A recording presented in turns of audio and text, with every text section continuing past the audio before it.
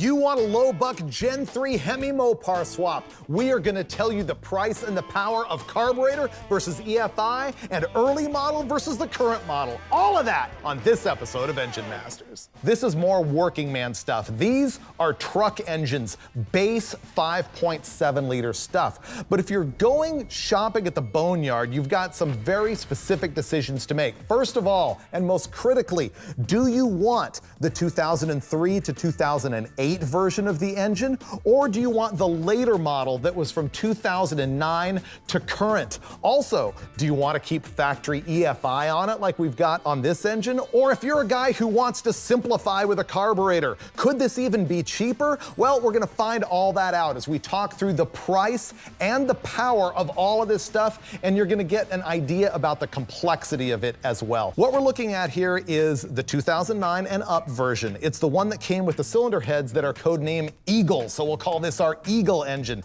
Specifically, this one is a 2017 Ram truck engine. From the factory, it made 395 horsepower and 410 pound-feet of torque.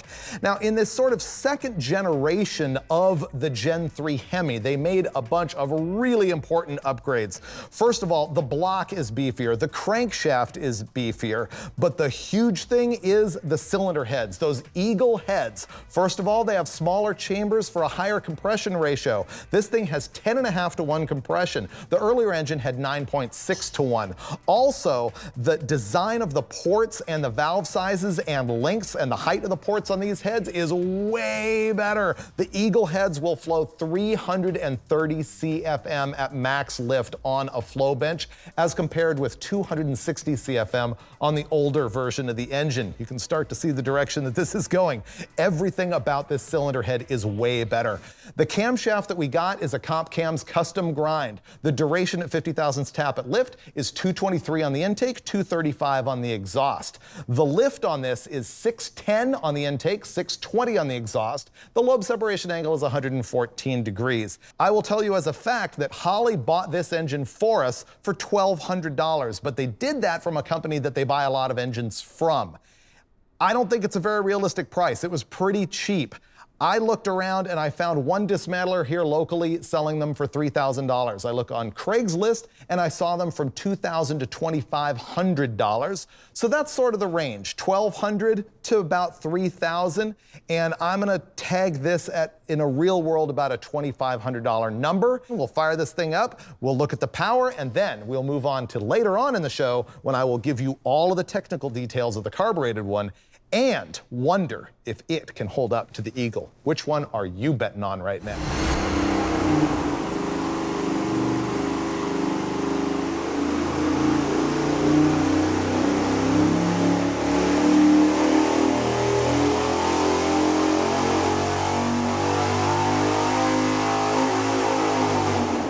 Here are those power numbers. We made 457.4 pound-feet of torque at 4,600 RPM, and up at 6,300 RPM, the horsepower peak is 498.5. The first thing that Dulcich and I screamed at was, "Steve, it's still on the way up!" Yeah. What's the problem? This thing, it needs some attention to valve spring, I think. You know, it needs a little more spring. It actually goes into valve float a couple hundred after this, and I'm just not willing to go there again. Yeah. Because it was too much work the first time. Yeah, to fix all the bent valves. You know, these things are so close on the exhaust side already. That's why it takes the cam limiter. And so you put it into valve float and you're hitting stuff. The bottom line is we've got maximum camshaft in this thing that's allowable for the VVT, and we don't have enough spring on it. It goes into valve float, and so that's the limit right now. How much more power could it make if it made another couple hundred RPM That's just or what more? I was thinking. We're close. I've seen this thing make 504, 507, another 100 or two. It's right at that point where it's going to roll over. So we're not giving up a lot for demonstration purposes, but we still want the thing to be safe. Because it can cause issues. The duration at 50 thousandths tap at lift is going to be 216 on the intake, 220 on the exhaust. The lift is also way less than what you can do with the Eagle engine. It's got 528 on the intake and 531 thousandths of lift on the exhaust. The lobe separation angle is 113. Now, the reason we used such a small camshaft in this one is, again, that deadly valve to piston clearance problem. The big benefit, if you don't want to deal with computer stuff and if you don't want to deal with all that crazy VVT, is to use this early version of the engine that doesn't have VVT, but it still does have really close valve to piston clearance. So you got to run a small camshaft so you don't bend valves like we did on our other engine.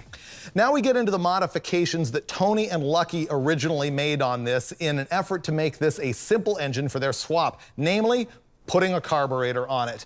This is a Brawler, which is Holley's low buck line. This carburetor is $627. It's an 850 double pumper. These are $541. And honestly, for a stock engine at this level, I don't think this is really a requirement. They could have gotten away with stock coils. The things they couldn't have gotten away with is the stock exhaust manifolds, which is why it has Hooker engine swap headers on it. Also, any of these Gen 3 Hemis are going to need oil pan swaps to fit into older cars and trucks. This one has a Milodon on it. You can get these early Generation 3 Hemis for $400 at the junkyard, or $200 on half price day. And so that's what makes them even more appealing price-wise than the Eagle engine that we tested earlier. So for that $400 price, you do get a weaker cylinder block, a weaker crankshaft, only 9.6:1 compression. I guess it's good news for some people that you don't get VVT, but unfortunately, you also don't get the good cylinder heads. These are way worse than the Eagle. But the thing is, price, performance, you have to package it all up into a ball and decide if the dollar and the power is right for you.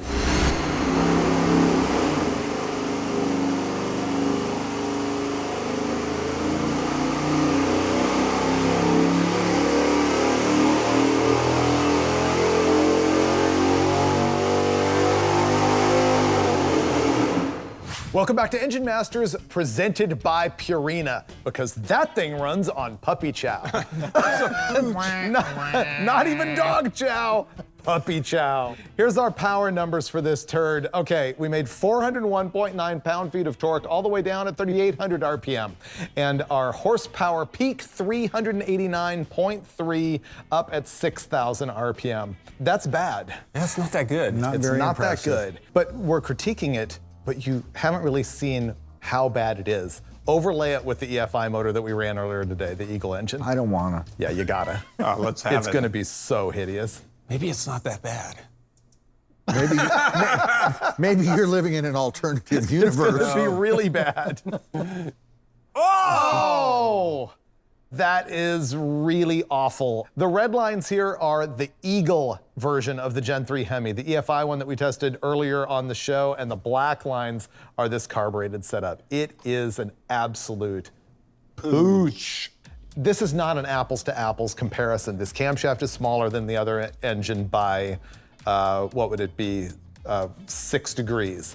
And it's a different engine as far as worse cylinder head, lower compression ratio, and the EFI versus the carburetor, and the VVT, and SRT. All of that stuff. SRT, which is the short runner technology. Okay, on the intake manifold flapper valve. So there's a lot of different things going on here, but it really, I think, shows the range of what people do with these late model Hemis. Yeah, it's hard to compare. I mean, that later model 2017 version, just the technology in that is just so far past this. Let's have a look back when we first ran our 2017 engine with the stock cam.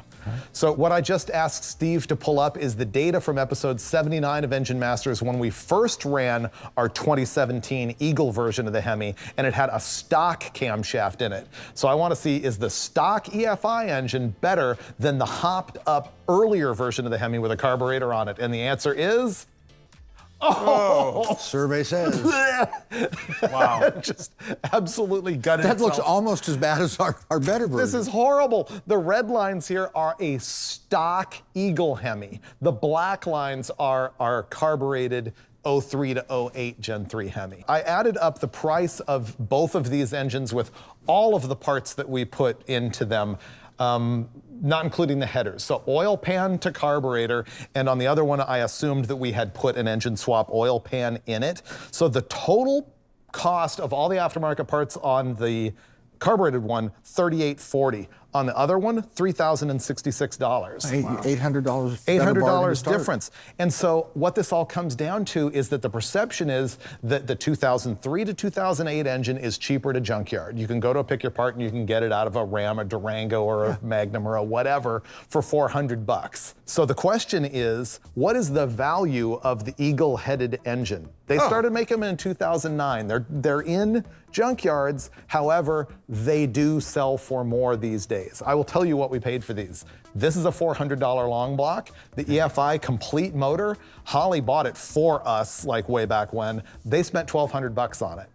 So money well spent, I think. It is, especially when you realize if you add up all the numbers that I just gave you, that adds them both up to either somewhere between $4,200 and $4,300. They're the same price depending on what you pay for your junkyard motor. But the elephant Even if you paid $2,500 for the later model one, I'm willing to spend $1,000 for 100 horsepower. And all that torque? Yeah, absolutely. In this particular comparison, you know, accepting that we've got some parts we didn't really need, like maybe these coils or the studs on the other engine and everything, but it all comes out in the wash. They cost the same, and the Eagle makes way more power. I guess I've got two big distinct conclusions, one of which is, forget the carburetor. It's more expensive and probably doesn't perform anywhere near as well. Yeah?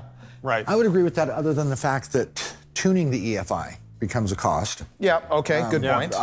You know, whether it be chassis dyno or wherever, you're gonna have to have somebody that potentially has more knowledge than a lot of us.